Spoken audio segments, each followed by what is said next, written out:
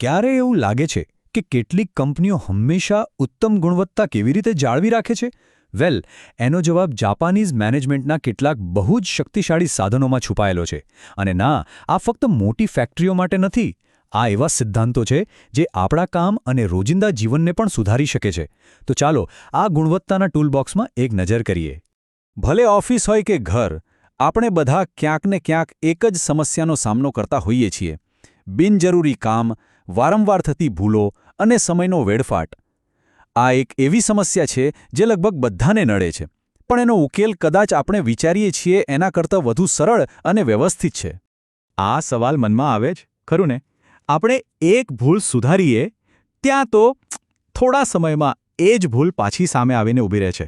આ ચક્કર કેમ ચાલ્યા જ કરે છે? બહુ નિરાશાજનક લાગે છે, પણ હા, એનો એક ઉપાય છે. અને આ સમસ્યાનો ઉકેલ જાપાનીઝ મેનેજમેન્ટ ફિલોસોફીમાં છે. એમનું મુખ્ય સિદ્ધાંત શું છે ખબર છે? કે ગુણવત્તાની તપાસ છેક છેલ્લે નહીં, પણ શરૂઆતથી જ આખી પ્રોસેસમાં વણી લો. ભૂલોને સુધારવા પાછળ ભાગવાને બદલે એવી સિસ્ટમ બનાવો કે જ્યાં ભૂલો થાય જ નહીં.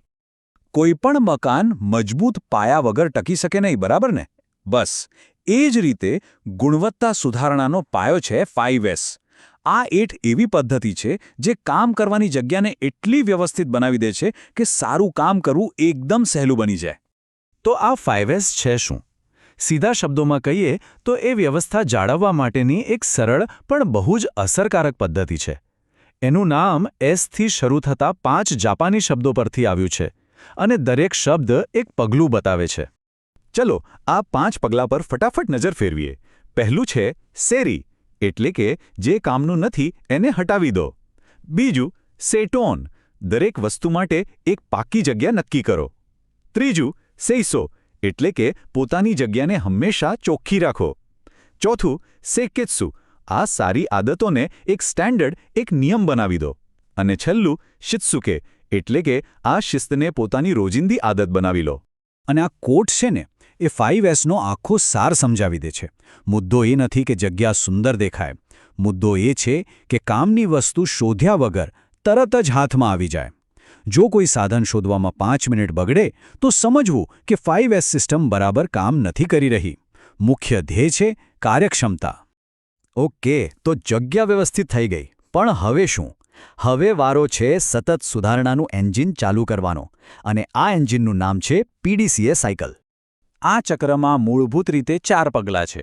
પ્લાન એટલે કે યોજના બનાવો, ડુ એટલે કે એનો અમલ કરો, ચેક એટલે કે પરિણામ તપાસો, અને એક્ટ એટલે કે સુધારો કરો.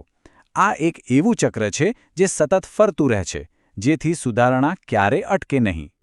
આખી પ્રોસેસ છે ને એકદમ સીધી અને સરળ છે. પહેલાં એક પ્લાન બનાવો, પછી એને અમલમાં મૂકો. એ પછી શાંતિથી તપાસો કે પ્લાન મુજબ પરિણામ મળ્યું કે નહીં, અને છેલ્લે જે પણ શીખ્યા એના આધારે જરૂરી સુધારા કરો, અને બસ ફરીથી આ ચક્ર શરૂ કરો. પણ સવાલ એ છે કે સુધારો કરવો ક્યાં? આ જાણવા માટે આપણે થોડી જાસૂસી કરવી પડશે, અને દરેક સારા જાસૂસને પોતાના સાધનોની જરૂર પડે છે. ગુણવત્તા નિયંત્રણમાં આ સાધનોને 7 QC ટૂલ્સ તરીકે ઓળખવામાં આવે છે. આ બધા સાધનોનો એક જ સુવર્ણ નિયમ છે: અંદાજ નહીં, ફક્ત ડેટા પર ભરોસો કરો. કારણ કે ડેટા ક્યારેય જૂઠું નથી બોલતો. એ જ આપણને સમસ્યાની સાચી વાર્તા કહે છે. આપણે બસ એને સાંભળવાની જરૂર છે. ચાલો એક નાનું ઉદાહરણ લઈએ. માની લો કે કોફી બરાબર નથી બનતી. તો પહેલું પગલું છે ફિશબોન ડાયાગ્રામ બનાવો. એમાં આપણે બધા જ સંભવિત કારણો લખીશું: પાણી, કોફી બીન્સ, મશીન, બનાવવાની રીત. આ સ્ટેજ પર કોઈ પણ કારણ નાનું નથી. દરેક શક્યતાને ધ્યાનમાં લેવાની છે. ઓકે, તો હવે આપણી પાસે કારણોનું લાંબુ લિસ્ટ છે, પણ શરૂઆત ક્યાંથી કરવી? અહીં પેરેટો ડાયાગ્રામ કામમાં આવે છે. તે આપણને પ્રખ્યાત 80-20નો નિયમ સમજાવે છે. એટલે કે મોટાભાગની સમસ્યાઓ, લગભગ 80% સમસ્યાઓ ફક્ત અમુક એટલે કે 20% કારણોને લીધે જ થતી હોય છે. આ ડાયાગ્રામ એ મુખ્ય કારણો શોધવામાં મદદ કરે છે, જેના પર ધ્યાન આપવાથી સૌથી મોટો ફેરફાર લાવી શકાય. જુઓ, 5S, PDCA અને આ બધા QC ટૂલ્સ એ ખાલી સાધનો નથી, એનાથી પણ કંઈક વધારે છે. આ પદ્ધતિઓ અપનાવવાનો અર્થ ફક્ત કામ કરવાની રીત બદલવી નહીં, પણ વિચારવાની રીત બદલવી છે. આ જ તો આખી વિચારસરણીનો ફરક છે. જૂની રીત કેવી હતી? પ્રતિક્રિયાત્મક. એટલે કે ભૂલ થાય એની રાહ જુઓ અને પછી દોડાદોડ કરીને એને સુધારો. જ્યારે નવી અને વધુ સારી રીત છે સક્રિય, એટલે કે એવી સિસ્ટમ બનાવો જ્યાં ભૂલ થવાની શક્યતા જ ખતમ થઈ જાય. તો આ બધાનો સાર શું નીકળ્યો? એ જ કે ગુણવત્તાને છેલ્લે ચોંટાડી શકાતી નથી, એને શરૂઆતથી જ આખી પ્રક્રિયાનો એક અભિન્ન ભાગ બનાવવી પડે છે. જો પ્રોસેસ સાચી હશે તો પરિણામ આપોઆપ સારું આવશે. તો અત્યાર સુધીમાં આપણે એક જબરદસ્ત ટૂલબોક્સ તૈયાર કરી લીધું છે. એક એવું ટૂલબોક્સ જેનો ઉપયોગ કોઈ પણ ગમે ત્યાં કરી શકે છે, પછી ભલે એ ઓફિસ હોય કે ઘર. બસ આટલું જ યાદ રાખવાનું છે. 5S આપણો મજબૂત પાયો છે, PDCA એ સુધારણાનું એન્જિન છે અને QC ટૂલ્સ એ આપણી ડિટેક્ટિવ કિટ છે.